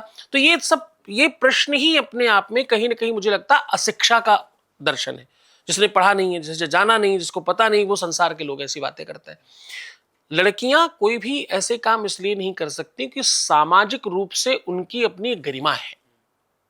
जैसे मेरा अपना प्रोटोकॉल है, मेरी अपनी व्यवस्था है, मैं संत हूं, मैं एक ही समय भोजन करता हूं, मैं सोपाकी हूं, खुद बनाकर भोजन करता हूं। मैं सड़क पर कहीं पर भी किसी भी व्यक्ति के साथ भोजन नहीं कर सकता, कहीं पर कुछ भी बिक रहा हो मैं नहीं खा सकता। क्यों नहीं खा सकते? मर्यादा है हमारी, मुझे नहीं खाना, मेरी गरिमा है। नदी के किनारे बंधे होने का मतलब यह नहीं है कि नदी को रोक लिया गया है या नदी को कुछ कम कहा गया है। नदी के किनारे बांधने का मतलब यह नहीं होता कि उसका आंकलन कम है, उसकी सुंदरता है। वो किनारे बंधे तो बढ़िया बहती, किनारे टूट जाए तो क्या होगा? भूचाल आएगा, भवंडर आएगा, बाढ़ आएगी। महिलाओं को यह सब काम इसलिए नहीं करने क्योंकि सामाजिक उनकी कुछ गरिमा है। भीड़ में आप जा रहे हो, आपके किस अंग प्रत्यंग में किसका हाथ लगेगा नहीं पता। आपके शारीरिक गठन बढ़न ऐसा है जिसको सामाजिक रूप से हर तरह से नहीं रखा जा सकता। तो हर एक चीज की व्यवस्था है। आप जब पैदा कर सकती हो उन लोगों को जो लोग दुनिया के सब काम कर सकते, तो आपको करना क्यों है? आप तो आशीर्वाद दो, वो करके आएंगे। आपके भाई हैं, आपके बच्चे हैं, आपके पति हैं, आपके दोस्त हैं, वो करेंगे ना। हर काम के लिए एक नियति है। आप कैमरा सोचे मैं माइक क्यों नहीं बन सकता, माइक सोचे मैं कैमरा क्यों नहीं बन सकता। तो ये तो सब अनर्गलता है, ये कुप्रचार है, ये गलत चीजें हमारे दिमाग में डाल दी गई हैं और इस तरह थोप दी गई है कि हमको वही सच लगने लगा है। बार बार झूठ भी बोला जाए तो वो सत्य हो जाता है। तो इतनी बार बोला गया, इतनी बार समझाया गया हमारे यहाँ की बेटियों को कि वो सब उन्होंने सत्य मान लिया। अरे मुझे तो कम रखा जाता, मुझे तो 4 दीवारों में बंद करके रखा जाता, और मैं बंद क्यों रहूं, मैं बाहर क्यों न निकलूं, मैं ये क्यों ना करूं, मैं वो क्यों ना करूं। हर चीज हमने क्यों करनी है? जो जिसका काम है वो करेगा ना, जिसकी जो आवश्यकता है वो करेगा ना। द्वारपाल का काम है द्वारपाल बनना, अंगरक्षक का काम है अंगरक्षक होना, एक अधिकारी का काम है अधिकारी बनना। जो जिसकी व्यवस्था है उसमें रहने में ही आनंद है। वो व्यवस्था तभी चलती है। कोई परिवार, कोई सिस्टम, कोई व्यवस्था, कोई संप्रदाय और कोई कंपनी या कोई संस्था या पूरा देश एक व्यवस्था के आधार पर चलता है। उस व्यवस्था को तोड़ेंगे तो सब खराब हो जाएगा। आज एक बिटिया कई लाख रुपए की नौकरी करे और अपने कई 100 करोड़ के बच्चों को बर्बाद कर दे, ये अच्छा है? आप चिंतन करके देखिए। आप पति पत्नी दोनों कई लाख रुपए कमा रहे, पति की भी 2-4 लाख रुपए की सैलरी है, तुम्हारी भी 2-4 लाख सैलरी, मैंने मान लिया। अब तुम्हारा बच्चा कौन पाल रहा है मालूम? 10,000 रुपए की नौकरानी। तो वो 10,000 की नौकरानी का बुद्धि विवेक, उसका सोच, उसका विचार, उसकी चिंतन, उसकी प्रणाली, उसकी शिक्षा, उसका ज्ञान 10,000 वाला ही होगा। तो ध्यान रखना, तुम्हारा बच्चा उसी लेवल पे बनेगा जैसा उसका है। तो जब तुम उसके बच्चे को ये सोच लेना कि ये क्या बनेगा, वही तुम्हारा बच्चा बनेगा, क्योंकि मैक्सिमम टाइम तो वो उसके साथ रह रहा है। तो कई सौ करोड़ रुपए की संपत्ति तुमने बर्बाद कर ली, और मान लीजिए वही 2-4 लाख का नौकरी न करके तुमने परिवार संभाल लिया होता, बच्चे संभाल लिए होते, तो क्या होता? आपके घर में आईएएस पैदा होता, आपके घर में कोई विशिष्ट राजनेता पैदा होता। क्यों? क्योंकि उसको परवरिश देने वाली जो मां है वो कई लाख रुपए मंथ की सामर्थ्य रखती है, उसकी क्षमता अकूत है, वो उस क्षमता को उसमें लगाएगी। तो जिस क्षमता को जहां लगाना चाहिए वो कम नहीं है कोई। अगर उस बात को हम किस नजरिए से देख रहे हैं, 6 को 9 देखो कि 9 को 6 देखो, आपकी नजरिया है, आपकी नजरें हैं। वो 2-4 लाख रुपए में दूसरों के यहां अपन टाइम खराब करें, अथवा अपने लाडलों को, अपने बच्चों को सर्वश्रेष्ठ बनाकर खड़ा कर दे, उनको ऐसा बनाकर खड़ा कर दें कि सारा वो 50 लाख, 2 करोड़, 6 करोड़, 10 करोड़ की सैलरी लेकर के आए, पर मंथ 10 करोड़, 20 करोड़ रुपए कमा कर लेके आए। इसमें क्या बुराई है? और मैं तो बहुत ज्यादा बता रहा हूं, कितनी तो ऐसी बेटियां हैं जो 20-25 हजार में नौकरी कर रही हैं, पर बच्चे को नहीं पालना। अच्छा, बच्चे को नहीं पालना यहां तक भी सामान्य है, सास भी नहीं होनी चाहिए घर में। बच्चा कौन पालेगा मूर्खों? बच्चे को कौन संभालेगा? तुम्हारी संतति को कौन संभालेगा? तुम्हारे भविष्य को कौन संभालेगा? एक सास की 2-4 बातें सुन लेने मात्र में तुम्हारे अपने लाडले को क्या प्राप्त होने वाला, तुम क्यों नहीं सोच पा रहे हो? मैं माना तुम्हारी सास बुरी है, मैं मान लेता हूं थोड़ी देर के लिए, बुरा तो कोई होता ही नहीं, आपकी नजरिया में बुरा है, पर सोच कर देखिए कि उसकी 2-4 बातें सुन लेने पे तुम्हारे लाडले को कितना लाड प्यार मिलेगा, उसको उसे संवर्धन कितना मिलेगा। और या तो कहो कि तुम्हारा पति खराब है जिसको उसने पाला है। एक प्रोडक्ट जिस कंपनी का ऑलरेडी सुपर हिट है, उस कंपनी को तुम खराब कह रहे हो? हाँ उसको कह रहे हो कि ये बेकार है, कैसे पॉसिबल है? तो साहब, चिंतन, सोच प्रणाली, वो कुप्रचार, उससे बाहर आने की आवश्यकता है। हम लोग हिंदुस्तानी, सनातन धर्म सब चिल्ला रहे हैं, मान कहां रहे? मानना भी तो है।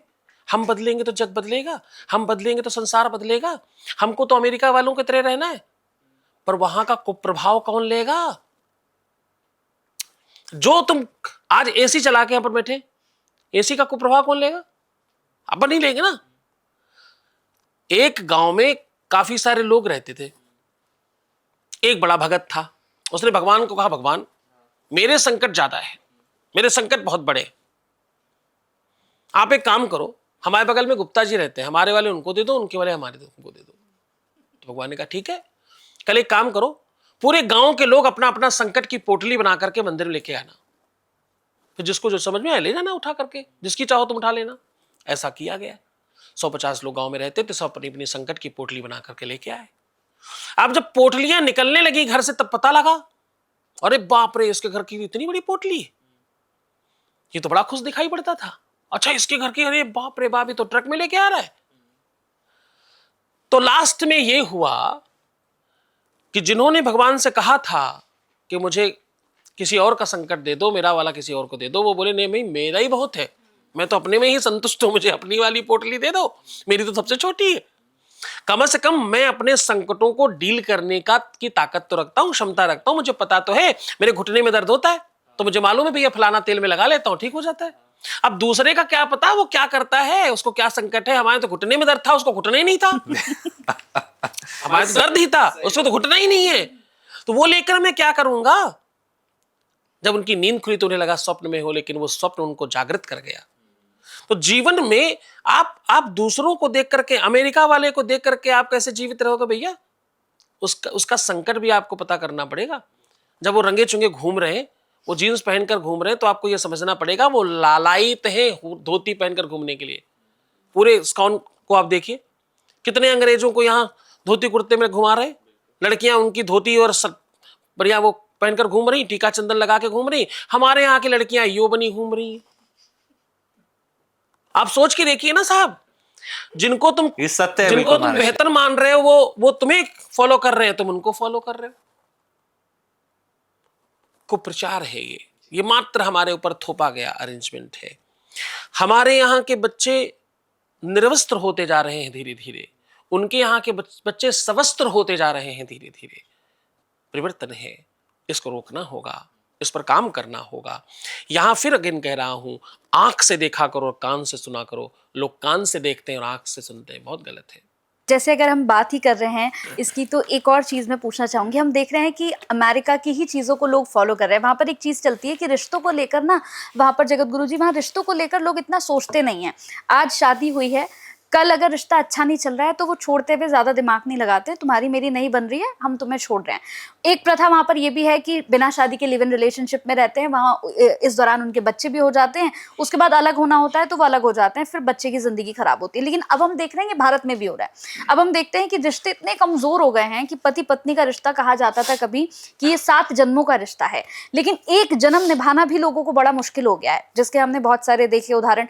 कहीं पति को मार दे रहा है, कोई पत्नी को ही मार दे रहा है, कहीं किसी शादीशुदा होने के बाद किसी और से संबंध बन जा रहा है। तो ये सारी चीजें क्यों हो रही हैं? इसका फिर वही अगेन आपको बता रहा हूँ, ये हर घर घर की कहानी हो गई। बहुत तलाक की संख्या बढ़ गई।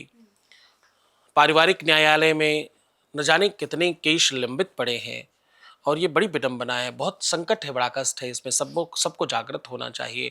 इसमें सबको बहुत लगने की आवश्यकता है। ये इसलिए भी आवश्यक है वार्ता, क्योंकि हर परिवार की बात है ये। हम जो देख रहे हैं, जो उल्टी सीधी चीजें आप देखते हो, आपके दिमाग में वही चलता है। असंतुष्टा द्विजानष्टा, यानी आप जब बहुत सारे तरीके के स्वाद ले लेते हो जीवन में, तो आपको एक स्वाद के साथ रुकना मुश्किल हो जाता है। आपके बहुत दोस्त हो जाएं, बहुत मित्र हो जाएं, आपके पास बहुत सारे ऑप्शंस खुल जाएं। आप आजकल भोजन में आप देखते हैं कि बहुत सारे व्यंजन रखे होते हैं। उसमें सबसे बड़ी मुश्किल क्या है मालूम आपको? वो किसी व्यंजन का स्वाद नहीं ले पाता इंसान। वो छोटी सी प्लेट में सब रखना है, और सब ये उधर जा रहा, वो उधर जा रहा, वो उधर जा रहा, वो उधर जा रहा है। और मैक्सिमम टाइम क्या होता है कि आपका पेट फालतू चीजों से भर जाता है। अच्छी चीज तक आप पहुंचते तब तक आपके पेट में जगह नहीं बचती। आपको लगता है यार वो क्यों खा लिया, ये खाना चाहिए था। बस ऐसे ही रिश्तों के साथ हो रहा है कि आपके जीवन में इतने सारे ऑप्शंस हैं खुले हुए। ये दोस्त है, ये कम दोस्त है, ये ज्यादा दोस्त है, ये और ज्यादा दोस्त है, ये और कम है, ये फलाने का दोस्त है, ये दोस्त का दोस्त है। इससे सिर्फ यहां तक की बात होती है। ये जितनी सारी चीजें हम पश्चिमी कलेक्ट कर रहे हैं, ये बिल्कुल उस तरीके से है। हमारे कहावत कहा जाया करता था, पहने कुर्ता पर पतलून, आधा फागुन आधा जून।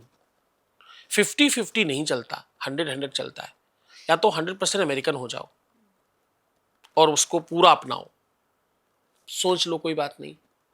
100 लोग भी जीवन में आएंगे तो कोई संकट की बात नहीं है। एक तरफ हमें पतिव्रता, पतिपरायणता और सती सावित्री पसंद है, और दूसरी तरफ मैं केवल बेटियों की बात कर रहा हूं, दूसरी तरफ मुझे अमेरिकन यो पसंद है, स्वैग पसंद है, स्टाइल पसंद है, बराबरी पसंद है, और न जाने क्या क्या।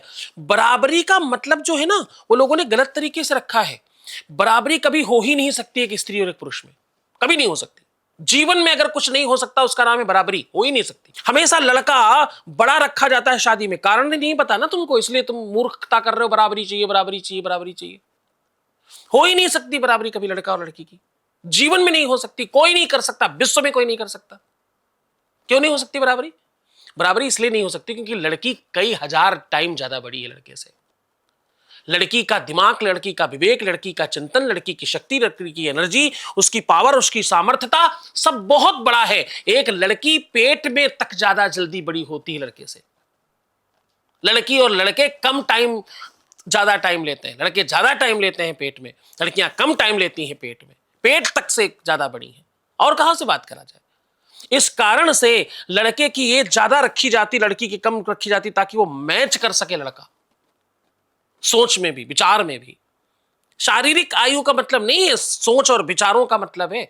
लड़की बहुत बड़ी है, बहुत विशाल है, उसको अपनी सामर्थ्य का पता नहीं। बराबरी चाहिए, बराबरी चाहिए। बराबरी चाहिए का मतलब यह होता है तुम अपना सत्यानाश ले रही हो। मतलब आपको ज्यादा चमकने वाला सोना चाहिए, मतलब आप आर्टिफिशियल की तरफ जा रहे हो। सोना तो वैसे ही होता है जैसा होता है, उसमें ज्यादा चमक कम चमक क्या होती है। गोल्ड तो गोल्ड है, उसमें क्या कम ज्यादा। तो बराबरी हो नहीं सकती जिसको आप बराबरी कर रहे हो। उसमें पुरुष ऑलवेज स्त्रियों से बहुत छोटा है, ये हमारे शास्त्रों ने पहले ही मान रखा है। बिना स्त्री के सामर्थ्य के पुरुष कुछ है ही नहीं। पुरुष कमा कर ला सकता है, पूरा संभालने का काम तो स्त्री का ही है घर में। मैं आपको, हमारे साथ आप घूमिए, 10-10, 15-15 हजार रुपए की कमाई में आप घरों में चल करके देखिए, वो आपको संपन्नता दिखेगी, आपको आनंद आ जाएगा, आपको आश्चर्य होगा ये परिवार चल कैसे रहा है। फिर आप उसके घर की महिला को देखिएगा, स्त्री को देखिएगा, उसमें सामर्थ्य है, इसलिए तो हमें हमारे यहाँ उसको लक्ष्मी कहा जाता है। कई कई लाख रुपए कमाने वाले उस तरह नहीं रह पा रहे, कारण घर की लक्ष्मी, घर की बिटिया, वो लड़की जो संभाल रही है पीछे से सारा कुछ। हम सबकी माओं ने ऐसे ही संभाला है। बहुत छोटे से सामर्थ्य में पूरा घर चलता था, सब पूरा हो जाता था, कुछ कमी नहीं पड़ती थी। हम हर त्योहार पर नए कपड़े पहनते थे, हाँ जी ना जी, पहनते थे ना। हम हर पर्व पे, हर त्योहार पर, हर अच्छे काम पे, हर शादी ब्याह में नए कपड़े पहनते थे। अगर सोचो आज कौन पहनता है, वही प्रेस होके आ जाते। इतना सब कुछ भी करते थे और पैसे इतने से थे हम पे। ये सब सामर्थ्य उस महिला का है, उस स्त्री का है, जिसने अपनी शक्ति खो दी, अपनी सामर्थ्य खो दिया। बराबरी करना है, बराबरी करना है। अरे तुम आसमान में बैठे हो, जमीन से बराबरी करने का मतलब ही नहीं है कहीं दूर दूर तक। धरती में 17 प्रकार के रसायन पाए जाते हैं। उसी धरती से मिर्च निकलती, उसी से गन्ना निकलता है, उसी से गेहूं निकलता है, उसी से आम निकलता है, उसी से दुनिया भर की चीजें निकलती, और उसी धरती से सोने चांदी हीरे जवाहरात निकलते हैं। अब उस धरती को बराबरी करनी किससे? सूखे पेड़ से। अब क्या बोले, क्या कहे इस बात पे? सामर्थ्यता नहीं समझना भी, लड़की को भगवान कहा गया हमारे शास्त्रों में। सावन कितने दिन का? 30 दिन। नवरात्रि कितने दिन की? 9 दिन। 36 दिन। 4 बार आते हैं। दुनिया में कोई पर्व इतना बड़ा है ही नहीं। आप कोई पर्व इतना बड़ा बताइए। आप शिवरात्रि बताइए, आप जन्माष्टमी बताइए, आप रामनवमी बताइए, दुनिया का कोई पर्व आप एक बताइए। विश्व की सबसे बड़ा पर्व नवरात्रि है, और वो 9 नहीं है, 4 नवरात्रि, मतलब 2 गुप्त और 2 सामान्य, तो 4 नवरात्रि है, 9 चौको 36 दिन की। इससे बड़ा कोई पर्व नहीं है। बेटियों को, हमारी बच्चियों को, हमारे यहां महिलाओं को सर्वश्रेष्ठ माना गया है, और उस सर्वश्रेष्ठता को समाप्त करने का कुप्रचार है बराबरी करो, बराबरी करो, बराबरी करो, बराबरी करो। कुप्रचार है। बराबरी करने में महिला का नुकसान है, पुरुष का नहीं। स्त्री का नुकसान है, बेटी का नुकसान है। इतना पढ़ लिख करके 2-4 लाख रुपए की नौकरी करना तब तक करना चाहिए, नौकरी पोकरी अगर करनी भी है, जब तक बच्चे नहीं हो जाए घर में। बच्चे होते ही छोड़ देना चाहिए कि अब तो हमारे घर में कोहिनूर हीरा आ गया है, अब नौकरी क्या करना है, अब तो इस हीरे को चमकाएंगे, इसको बेहतर बनाएंगे, इसको सर्वश्रेष्ठ बनाएंगे। आपकी सारी सामर्थ्य उसमें लगा दीजिए। मैं आपको सच कह रहा हूं, आपकी नौकरी की पूरे कार्यकाल को जोड़कर उसका आंकलन करना और एक अमाउंट सेट कर लेना, उससे कहीं ज्यादा आपके बच्चे में आ गया होगा, और छोड़ देना उतना ही नुकसान है। तो इकोनॉमिकली भी आपका बहुत ज्यादा डेंट है अगर आप ये सब चीजों में भागते हो और आप बराबरी करते हो। तो आपका वो जो सामान्य प्रश्न था कि बेटियां क्यों नहीं कर सकती, बेटियां इसलिए ये सब नहीं कर सकती कि उनके पास बहुत नौकर हैं करने के लिए, बहुत सारे लोग हैं, भाई हैं, पिता है, दोस्त है, बच्चा है, पति है, सब करने वाले लोग। अच्छा माँ जी, एक चीज़ और संक्षिप्त में मैं आपसे समझना चाहूँगा। ये बहुत सारे लोग कहते भी हैं कि सावन के अंदर महिलाएं शिवलिंग को स्पर्श नहीं कर सकती, ये कितना सच है? अच्छा देखो, ये अगेन एक कुप्रचार है। दुनिया का ऐसा कोई काम है ही नहीं जो बेटी नहीं कर सकती, कोई ही काम नहीं ऐसा किसी भी प्रकार का कोई काम नहीं। ये अगेन बड़ा भारी कुप्रचार है। शिवलिंग को लोग जो अज्ञानी हैं, जो मूर्ख हैं, जो अशिक्षित हैं, जो असभ्य हैं और जो असंस्कारी हैं, वो लोग शिवलिंग को जननेंद्रिय से भापते हैं। वो मूर्खता है उनकी। संस्कृत में लिंग कहा जाता है किसी भी आकार को। जैसे पुरुष जो संस्कृत पढ़े होंगे उनको समझ में आएगा, स्त्रीलिंग, पुरलिंग, नपुंसक लिंग। संस्कृत में ये अलग अलग व्यक्तियों की पहचान है। जैसे आप अंग्रेजी में समझते हो ना कि ये शी, ही, दैट, तो आप उधर उधर जिस तरह समझते हो लिंगों का भेद, वैसे ही संस्कृत में लिंग भेद है। स्त्री को भी स्त्रीलिंग कहा जाता है, पुरुष को पुरुष लिंग कहा जाता है, और नपुंसक को भी नपुंसक लिंग कहा जाता है। तो लिंग का मतलब एक आकार है, एक स्वरूप है। लिंग का मतलब जननेंद्रिय से नहीं है। तो मूर्ख लोग जननेंद्रिय को समझ करके कहते हैं स्त्रियों को नहीं छूना चाहिए। कितने बड़े मूर्ख है। ये तो टोटल ही विनाशकारी बातचीत है। वो तो भगवान है, महादेव है, वो जननेंद्रिय इंद्रिय नहीं है, वो शून्य का, वो आदि से अंत की यात्रा है। शिवलिंग क्या है? शिवलिंग विश्व की सबसे पहली परमात्मा की सृष्टि है। परमात्मा पहला क्या है? आप अणु को जाएं, बिल्कुल छोटे से छोटे अणु को आप क्या क्या स्वरूप मानते हैं? शिवलिंग। कितना ही छोटा हो जाए, शिवलिंग।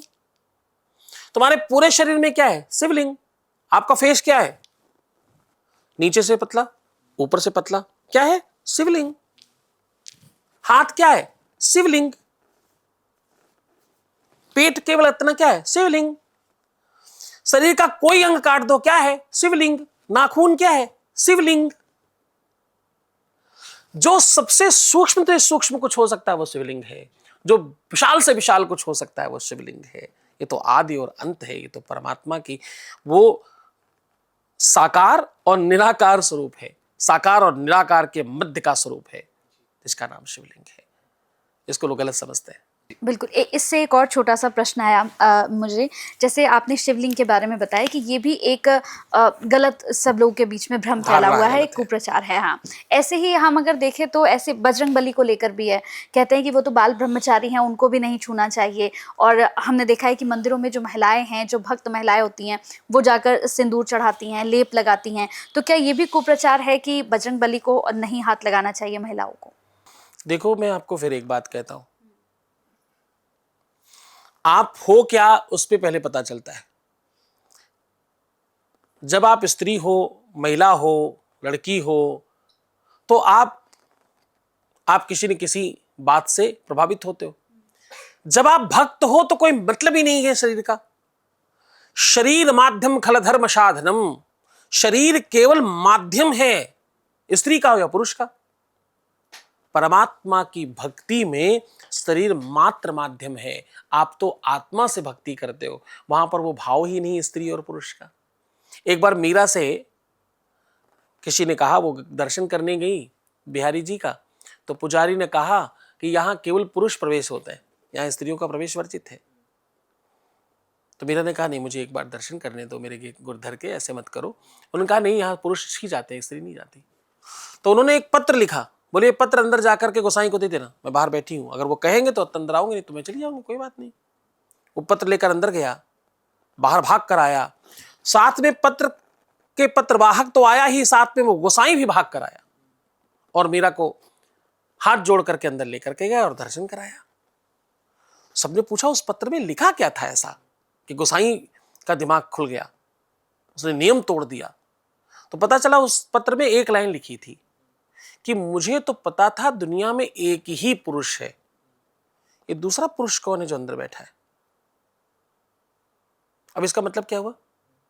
भगवान कृष्ण गीता में कहते हैं कि पुरुषों में पुरुषत्व में हूं, धातुओं में स्वर्ण में हूं, धातु नामस्मि कांचनम, हाथियों में ऐरावत में हूं। तो बोले कि जो अंदर बैठा है वो तो सबके एक है।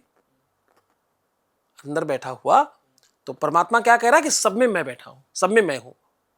वो हमारी बहन में भी है, आप में भी है, हमारे अंदर भी है, कैमरामैन में भी है, सबके अंदर वही बैठा है। तो जब सबके अंदर, मकान के अंदर बैठने वाला मालिक एक है, तो ये मकान की आकृति देखने वाला कौन है? मकान के बाहर के आवरण से ये कौन पता कर रहा अंदर का मालिक कौन है? मालिक तो सबका एक है, तो स्वामी तो एक ही हो गया। तो जब स्वामी एक है तो ये दूसरा पुरुष कौन बैठा है अंदर जो पूजा कर रहा है? जब पुरुषों में पुरुषत्व चला गया तो बचा क्या? खोखा, खोखा बचा ना केवल। तो ये दूसरा खोखा अंदर क्या कर रहा है जो पूजा कर रहा है? तो जब वो खोखा जा सकता तो ये खोखा क्यों नहीं जा सकता? तो अपन सिर्फ खोखा है, सिर्फ वो डब्बा है, डब्बे के अंदर जो सामग्री रखी उससे परिचय होता है। भगवान की चर्चा में, भगवान की, ये सब इंसानी परंपरा है, स्त्री और पुरुष। इस पर एक और रिसर्च है, डबलिस करके एक रिसर्चर हुआ बाहर यूरोप में, उसने रिसर्च किया।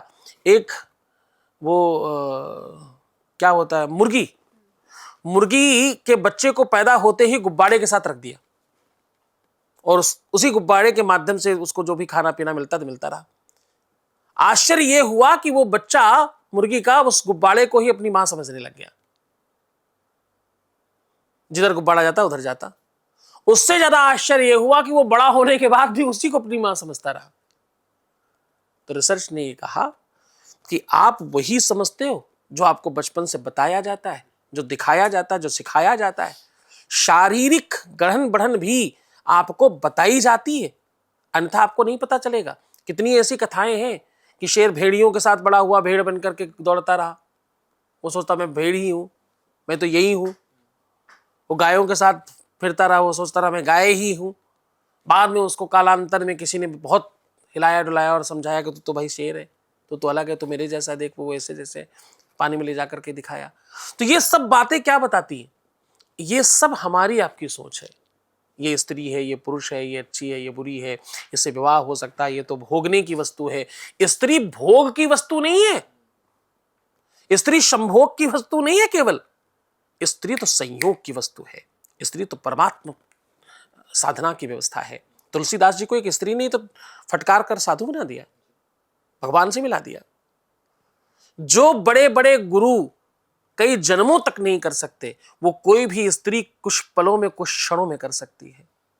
एक स्त्री के द्वारा डांटा हुआ व्यक्ति उतनी सामर्थ्य पा जाता है जितनी घर वाले, परिवार वाले, वंश कुटुंब वाले जीवन भर डांटते रहे तो वो प्रभाव नहीं पड़ता। जो सबसे ज्यादा उदंड हो जाता है हमारे यहाँ पुरुष, तो गांव में लोग कहा करते थे भैया इसको शादी कर दो, जल्दी विवाह करो इसका, वही सुधारेगी आके। यानी जो स्त्री कर सकती वो कोई नहीं कर सकता। स्त्री बड़ी परम तत्व है, वो कुछ भी कर सकती है। हनुमान जी को बंधन इत्यादि लगाने के लिए मना करने के पीछे बड़े सारे भाव हैं, क्योंकि पत्थर है और उसमें रगड़ने का विधान है। इसलिए कहते हैं कि पुरुषों के काम है ये सारे, जितने भी पाषाणवत काम है, जितने मेहनत के काम है, जितने थोड़े शारीरिक वैसे काम है, तो पुरुषों को करने चाहिए। स्त्रियों को लगाना भी कम। जब क्यों, मैं तो कह रहा हूँ भाई हनुमान जी को स्त्री और पुरुष दोनों को ही नहीं छूना चाहिए। पुजारी को तो पुजारी से लगवाओ, जिसका काम है, उसे पता है, उसे मालूम है। आप क्यों जबरदस्ती ऐसे काम कर रहे हो? ये सब ज्योतिषियों ने भंडारहार कर रखा है, जो ज्योतिषियों ने बर्बाद कर रखा है देश को।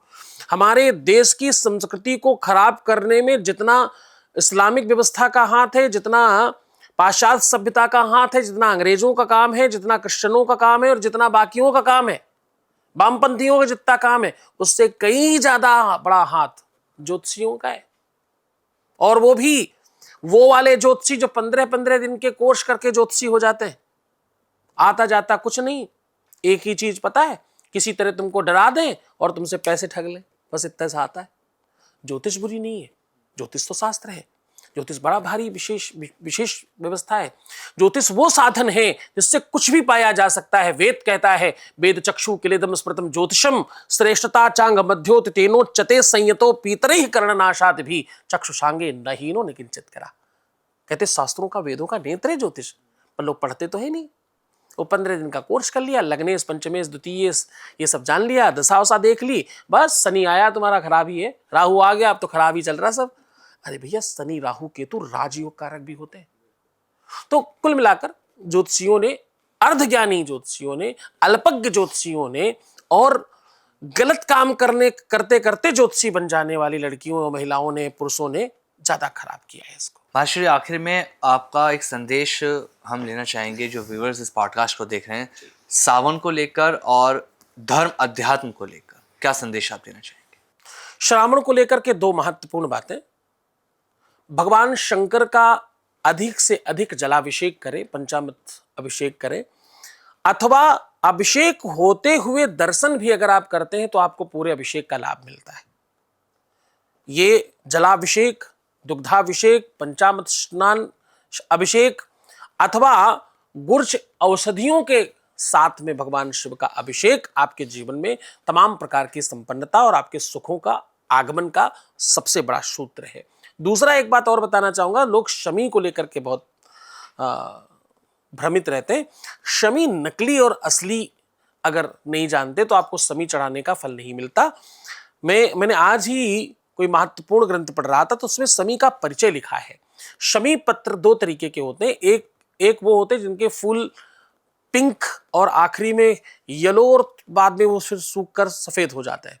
पीले पिंक मतलब यानी गुलाबी फूल होते लंबे लंबे, और उनकी पत्तियां कैसी होती है, लंबी पत्ती और किनारे किनारे छोटी छोटी छोटी छोटी बहुत सारी पत्तियां होती।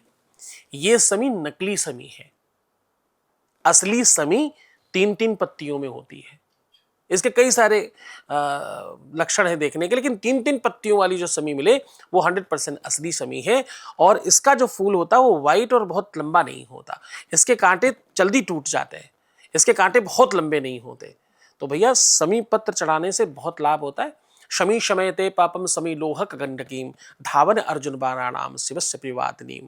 भगवान शिव को बहुत पसंद है, बहुत प्रसन्न करती है समी। शनि राहु केतु से शांति मिलती है, दुस्वप्न समाप्त होते हैं, आपके सपने साकार होते हैं, आपके जीवन में सब बुराइयां समाप्त होती हैं, पाप ताप को काटता है। लेकिन असली हो 3-3 पत्तियों वाली असली समी चढ़ाए, भगवान शिव आपका कल्याण करेगा। धर्म बस इतना सा ही है कि आप ईश्वर को ईश्वर माने। न जाने कितने ऐसे परिवार होंगे जिनके घर कई कई महीनों तक भगवान पेपर के ऊपर बैठे होंगे। जरा सोच कर देखिए, कौन ऐसा दुनिया का आदमी है कि भगवान साक्षात आ जाए तो पेपर पे बिठाएगा। तो बस भगवान को भगवान मानो। चीनी का, चिरौंजी दाने का, मिश्री का भोग लगाने के बजाय जो तुम खाओ अच्छा बुरा वो भगवान को खिलाकर खाओ। बस ये पद्धति ही भगवान की प्रेरणा और साधना है। भगवान को भगवान मानो, मूर्ति नहीं। जब आप उनको भगवान मानोगे, तुम नहाते हो, तुम धोते हो, तुम्हें कपड़े बदलने की आवश्यकता होती, तुम्हें वस्त्र बदलने की आवश्यकता होती, तुम अपने बर्तन धुलते हो बार बार, तुम अपने वस्त्र जो तुम्हारा आसन है जहाँ तुम सोते हो उसको परिवर्तित करते हो। बस उसी तरह उनका ध्यान रखो, तुम्हारे जीवन में सर्वविध कल्याण होगा, इसमें कोई संदेह नहीं। सर्वे भवन्तु सुखिनः, सर्वे सन्तु निरामयाः, सर्वे भद्राणि पश्यन्तु माँ कश्चित् दुःख भाग् भवेत्। मैं खूब आशीर्वाद देता हूँ, आप सब खूब प्रसन्न रहें, खूब आनंदित रहें, खूब आपका वैभव बढ़े, आपकी इच्छाओं की पूर्ति हो। श्रावण में महादेव की कृपा आप पर बरसे, और आपका, आपके तमाम दर्शकों का और आपकी सब टीम को बहुत बहुत धन्यवाद कि मुझे इस व्यवस्था में यहाँ आने का आपने अवसर दिया। इसके लिए आप सबका भी आपका बहुत बहुत धन्यवाद बहुत महाश्री, बहुत धन्यवाद। आप आए और इतनी ज्ञानवर्धक बातें सावन को लेकर आपने बताई। जय श्री राधे। जय श्री राम।